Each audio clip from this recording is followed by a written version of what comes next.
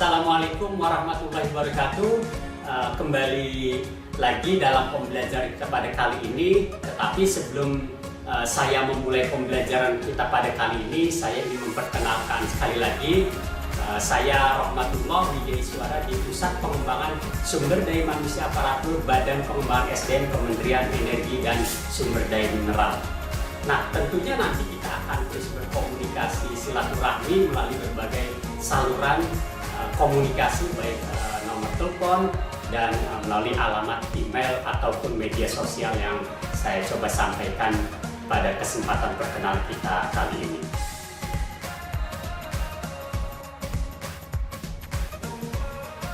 Ya, bagaimana Bapak, Ibu, dan teman-teman semua sudah siap untuk mengikuti pembelajaran kita pada kali ini? Sebelumnya ini saya akan coba sampaikan sedikit overview pembelajaran kita pada kali ini. Nah, sebelumnya Bapak, Ibu, dan teman-teman sudah berhasil membuat sebuah rancangan aktualisasi yang nantinya akan kita coba presentasikan untuk mendapat masukan dari mentor, penguji, dan coach sendiri. Nah, sebelum nanti Bapak Ibu menyampaikan pada hari pelaksanaan seminar evaluasi, ada baiknya di sini nanti Bapak Ibu mempersiapkan segala hal yang dapat meningkatkan kinerja Bapak Ibu dan teman-teman untuk menyampaikan rancangan aktualisasi ini dengan baik sehingga nanti dapat mudah dipahami oleh mentor maupun penguji. Oleh karena itu, dalam pembelajaran kita pada kali ini saya ingin mengajak Bapak Ibu dan teman-teman untuk melihat hasil dari seminar rancangan aktualisasi sebelumnya. Nah, harapan saya dengan Bapak, Ibu, dan teman-teman nanti mengikuti pembelajaran melalui sebuah contoh yang saya coba sampaikan dari hasil seminar rancangan aktualisasi sebelumnya. Bapak, Ibu, dan teman-teman nanti bisa mengambil nilai-nilai baik yang nanti akan coba Bapak, Ibu, dan teman-teman terapkan pada saat seminar rancangan aktualisasi. Dengan demikian, saya berharap nanti hasilnya dapat terus selalu lebih baik dari sebelumnya, dan ini akan menjadi jalan bagi Bapak, Ibu, dan teman-teman untuk mendapat berbagai masukan yang berharga untuk perbaikan rancangan aktualisasi yang sudah dibuat, sehingga nanti proses aktualisasi dan habituasi Bapak, Ibu, dan teman-teman di tempat kerja dapat berjalan dengan baik, dan itu menjadi harapan kita semua. Perkenalkan, saya Bimo Kuku Pamudi Harigaluh, peserta Latsar CPNS golongan 3 angkatan 1 di Kementerian SDM yang ditempatkan pada Badan Litbang Kementerian SDM di unit kerja Puslitbang Tekmira. Di sini saya akan memaparkan hasil rancangan aktualisasi saya. Sebelumnya saya izin share screen ya, Bapak. Sudah. Oke, baik. Di sini saya akan mempresentasikan seminar rancangan aktualisasi saya yang berjudul Optimalisasi Prosedur Pertanggungjawaban Penggunaan Uang Muka.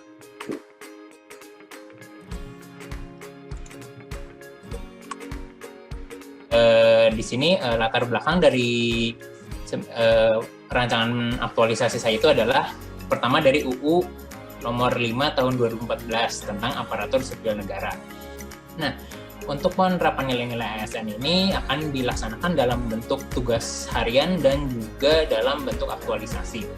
Nah, aktualisasi sendiri itu adalah setiap CPNS itu akan diminta untuk menganalisis isu-isu yang ada di tempat kerjanya masing-masing, lalu diminta untuk memberikan gagasan utama dan solusi untuk pemecahan dari masalah tersebut, sehingga bisa memberikan kontribusi untuk organisasi dari pemecahan masalah tersebut.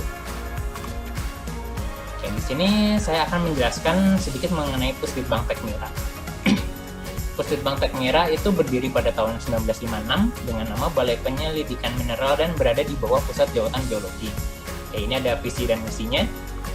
Lalu untuk tugasnya dan fungsinya juga terpapar pada slide ini. Dan sekarang kita akan melihat dari struktur organisasi, di mana terdapat 4 bagian utama, dan untuk saya pribadi berada di bagian tata usaha pada sub-bagian keuangan di bawah Bapak Endang Sobari.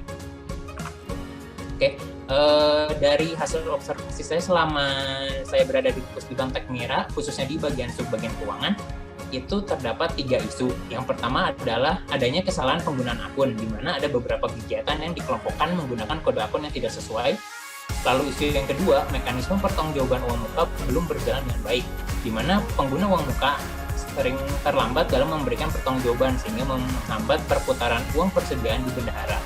Dan yang ketiga adalah terdapat dana masuk yang tidak bisa teridentifikasi.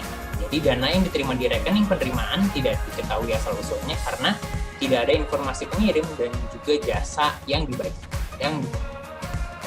Dari analisis ini, saya mengambil bahwa mekanisme pertanggungjawaban uang muka yang belum berjalan dengan baik menjadi isu prioritas karena memiliki tingkat urgensi yang tinggi di mana membutuhkan solusi segera, lalu tingkat keseriusannya pun tinggi karena melibatkan banyak bagian dan juga tingkat growth-nya itu berpotensi untuk tinggi karena bisa menimbulkan isu-isu yang terjadi dari isu yang saat ini.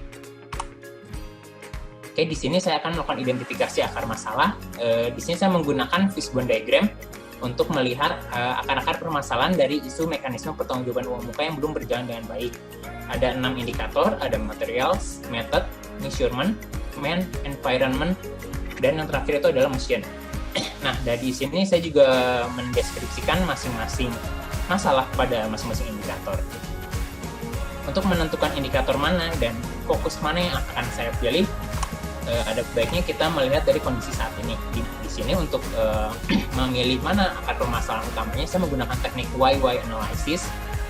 Atas hal itu, maka saya mengangkat gagasan utama adalah optimalisasi prosedur pertanggungjawaban penggunaan uang muka, di mana dari pelaksanaan gagasan utama ini diharapkan kita bisa mendapatkan kondisi yang ideal. Ini adalah milestone dari gagasan utama yang tadi setelah saya sebutkan.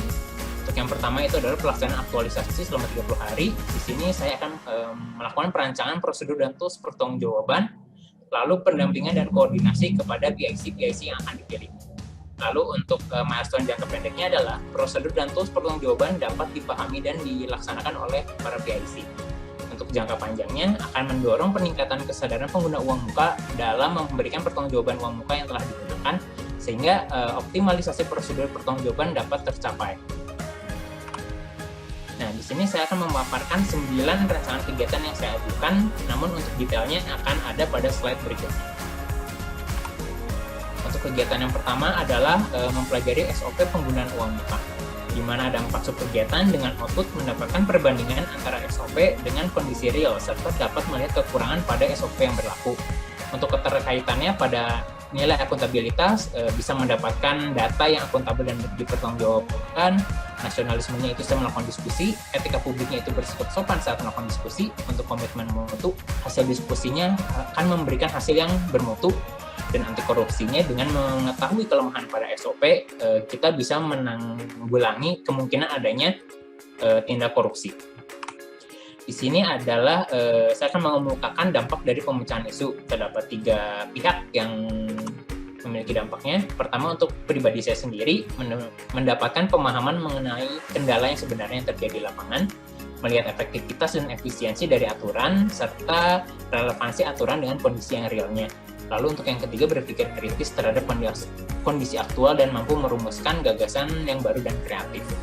Lalu yang terakhir, mengembangkan skill komunikasi, koordinasi, dan time management sehingga dapat menjadi ASN yang berintegritas tinggi dan juga menjunjung tinggi nilai-nilai aneka. Untuk dampak terhadap unit kerjanya itu sendiri membantu mengatasi permasalahan pada subbagian keuangan, khususnya mengenai prosedur pertanggungjawaban uang muka. Dapat dilihat dari pencapaian milestone jangka pendek dan jangka panjang. Dan kalau misalkan prosedur ini optimal, maka akan mendukung tugas dan fungsi subbagian keuangan dan tata usaha yang memberikan dampak pada pencapaian visi misi Pusdibang Tekmira. Untuk dampak terhadap organisasi itu visi misi Pusdibang Tekmira dengan visi misi Kementerian ESDM itu ada keselarasan sehingga menandakan koordinasi dan kolaborasi antara unit kerja dan organisasi berjalan dengan baik, sehingga mendukung penerapan sistem whole of government untuk menuju terjalinnya good governance. Untuk kontribusi terhadap visi misi organisasi dengan optimalisasi prosedur pertanggungjawaban penggunaan uang muka itu mendukung salah satu tugas dan fungsi Pusdibang Tekmira yaitu pelaksanaan administrasi. Untuk penguatan nilai organisasi adalah pada nilai Kementerian SDM ada nilai yang pertama jujur, prosedur pertanggungjawaban uang muka dilakukan sesuai dengan peraturan dan berintegritas. Pada nilai profesional terhimpunnya sinergi internal melalui koordinasi antar pemegang kepentingan. nilai melayani, optimalnya prosedur pertanggungjawaban uang muka akan memberikan kepuasan pemangku kepentingan internal dan eksternal.